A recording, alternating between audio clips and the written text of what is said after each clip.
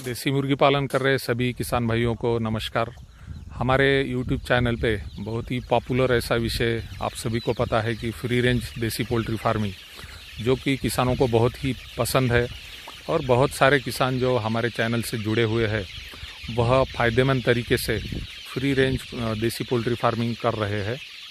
Free range देसी poultry farming वैसे समझने के लिए बहुत ही ईजी है, लेकिन इसमें बहुत बार किसानों को क्वेश्चन जो आते हैं रिपीटेडली वही क्वेश्चन किसानों द्वारा प्रश्न पूछे जाते हैं। इसमें 2-3 प्रश्न रहते हैं। पहला प्रश्न तो रहता है कि फेंसिंग किस टाइप की होनी चाहिए, किस हाइट की होनी चाहिए, फेंसिंग के लिए जो वायर जाली है वह कैसी होनी चाहिए।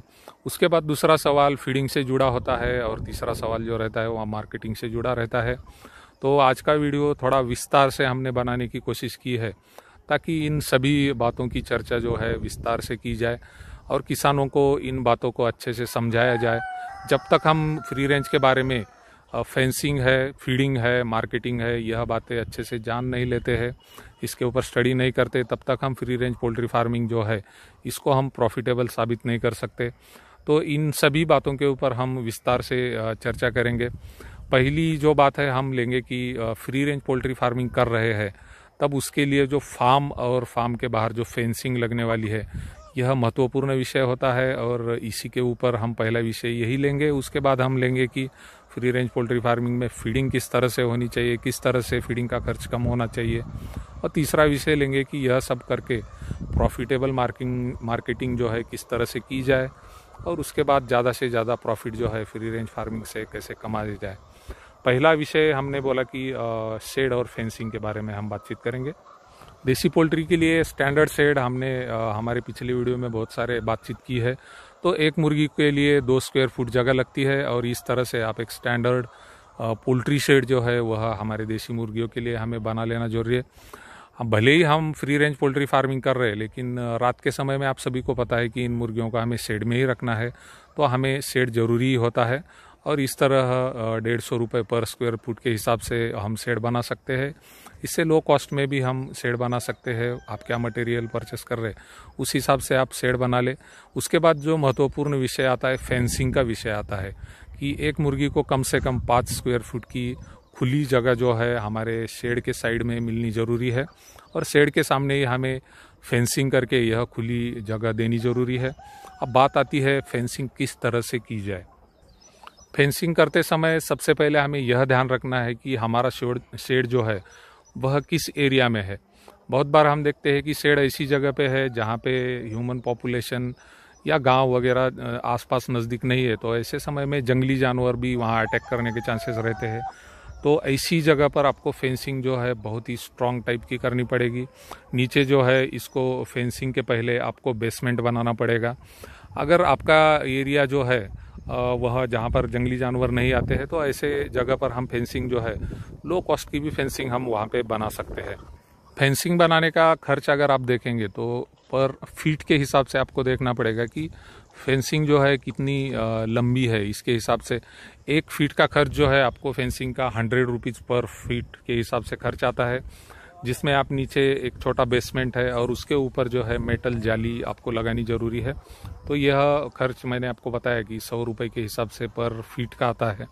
तो उस हिसाब से हम फेंसिंग का खर्च निकाल के और मटेरियल जो है इसमें बहुत बार क्या यूज़ करते हैं उसके हिसाब से यह खर्च थोड़ा बढ़ेगा या कम भी हो जाएगा।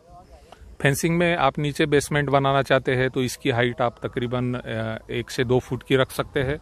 और जिन भाइयों को फेंसिंग में नीचे बेसमेंट नहीं बनाना है वह सीधा जाली जो है वह ज़मीन से ही जाली शुरुआत कर सकते हैं लगाने के लिए। अब बात आती है कि जाली जो है इसकी हाइट कितनी होनी चाहिए। जाली की हाइट जो है मिनिमम 5 फीट की जाली होनी ज़रूरी है और उससे ज़्यादा हम 5 फीट के ऊपर 6 फीट, 7 फीट या 8 फीट तक की हाइट की जाली ले सकते हैं। मार्केट में अगर आप 5 से 6 फीट की जाली परचेस करने जाओगे तो रनिंग स्क्वायर फीट के हिसाब से इसका प्राइस 50 रुपये फीट से लेके 70 रुपये फीट तक मटेरियल के हिसाब से आपको यह जाली परचेस करने मार्केट में मिलेगी। फेंसिंग को स्ट्रॉन्ग बनाने के लिए आप 2 बातें यूज़ कर सकते हैं। एक तो मेटालिक पोल है जो उसका सपोर्ट आप दे सकते हैं, या लकड़ी के खंभे हैं इसका भी सपोर्ट आप जाली लगाने वाले इसको दे सकते हैं। ये भी मार्केट में रेडीली अवेलेबल होते हैं। यह सपोर्ट देना बहुत ही ज़रूरी है। बहुत बार नहीं तो ये सपोर्ट न होने की वजह से जाली जो है कोलैप्स होने के चांसेस रहते हैं। इस तरह से अपने शेड के बाहर एक बार स्ट्रॉन्ग फेंसिंग बन जाती है तो आपका फ्री रेंज फार्म जो है तैयार हो जाता है। इसके बाद बात आती है कि फ्री रेंज फार्मिंग में हमने शेड वाला सब कवर कर लिया, तो इसके बाद फीडिंग की बात आती है। फ्री रेंज करने के पीछे एक बहुत बड़ा कारण है कि फ्री रेंज में जो है तो मुर्गियों को नेचुरल एटमॉस्फेयर मिले और उसके साथ ही हमारा फीडिंग का कॉस्ट कम हो। यह दोनों कंसेप्ट इसमें ज़रूरी होता है। नेचुरल एटमॉस्फेयर तो आप फ्री रेंज करते हैं तो उनको अल्टीमेटली मिल जाता है, लेकिन फीडिंग कॉस्ट कम करने के लिए हमें महत्वपूर्ण बातें कुछ ध्यान रखनी होती है। सबसे महत्वपूर्ण बात यह है कि फ्री रेंज में हमें फीडिंग कॉस्ट कम करनी है तो हमारे पास बहुत सारा green material, dry material, waste material यह अवेलेबल होना ज़रूरी है। यह अगर अवेलेबल नहीं है तो यह आप सब्जी मार्केट है, धान्य मार्केट, ग्रेन मार्केट है जहाँ पे ग्रेन की ग्रेडिंग होती है, तो ऐसे अलग अलग मार्केट से आप वेस्ट मटेरियल जो है परचेस करके कम कॉस्ट में इसे फ्री रेंज में डाल सकते हैं। फ्री रेंज कंसेप्ट में हमने बहुत सारे किसानों को गलत तरीके से फ्री रेंज करते हुए देखा है। खाली फ्री रेंज में वह नेचुरल एटमॉस्फेयर देते हैं, लेकिन फीड कॉस्ट कम करने के लिए जो वेस्ट मटेरियल, ग्रीन मटेरियल देना चाहिए वह बहुत बार फ्री रेंज में हमें दिखता नहीं है।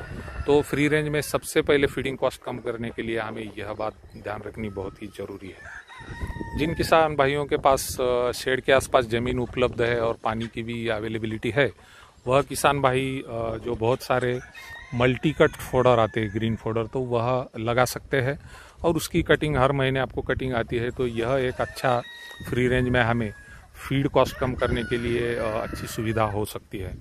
इसमें दूसरे भी ऑप्शन अवेलेबल रहते हैं, जैसे कि आजोला का ऑप्शन है, हाइड्रोपोनिक का ऑप्शन है। इससे भी आप जो फीडिंग कॉस्ट है वह कम कर सकते हैं। इसमें बहुत सारे किसानों को यह दिक्कत आ रही है कि वो पूछते हैं कितनी मात्रा में हमें ग्रीन मटेरियल देना चाहिए। तो मैं आपको बताना चाहूँगा कि फ्री रेंज में हम जब मुर्गियों को छोड़ते हैं तो एक मुर्गी को कम से कम 500 ग्राम तक का मटेरियल कम से कम मिलना जरूरी है। इसमें अगर आप ज़्यादा डालते हैं तो वेस्ट नहीं होता है, क्योंकि ये डिकम्पोजिशन इसका शुरू होता है और वहाँ पर कीड़ों की मात्रा बढ़नी शुरू होती है। तो देसी पोल्ट्री का जैसे कि ग्रीन मटेरियल भी एक फीड है, उसी तरह इसमें जो कीड़े पैदा होने वाले हैं वह भी उनका एक बहुत अच्छा प्रोटीनस फीड है। तो आपको ये चिंता करने की ज़रूरत नहीं है कि एक दिन में मैंने ज़्यादा वेस्ट मटेरियल फेंका है तो वेस्ट जाएगा। वह वेस्ट नहीं जाएगा। उस वेस्ट से जो मैगट्स, कीड़े डेवलप होने वाले वह भी वो देसी पोल्ट्री का फीड रहता है। तो इस तरह से फ्री रेंज में आप मैक्सिमम वेस्ट जो है तो आपका जो फ्री रेंज एरिया है उसमें फेंक सकते हैं। बहुत सारे किसान भाई फ्री रेंज में मुर्गियां जो छोड़ते हैं तो छोटे बच्चे लेके आते हैं और छोटे बच्चों को भी फ्री रेंज में छोड़ते हैं। तो ऐसा हमें नहीं करना चाहिए। फ्री रेंज में छोड़ने के लिए कम से कम हमारे पास आधा किलो के ऊपर की मुर्गी होनी ज़रूरी है, तो ही वह अच्छे से बाहर घूम सकते हैं और जो वेस्ट मटेरियल है वह खा के वह फीडिंग कॉस्ट हमारा जो है देसी मुर्गियों के ऊपर का वह कम हो सकता है। तो यह बात ध्यान रखें कि तकरीबन 2 महीने तक का समय लग जाता है इन चीज़ों को आधा किलो के ऊपर वजन आने में।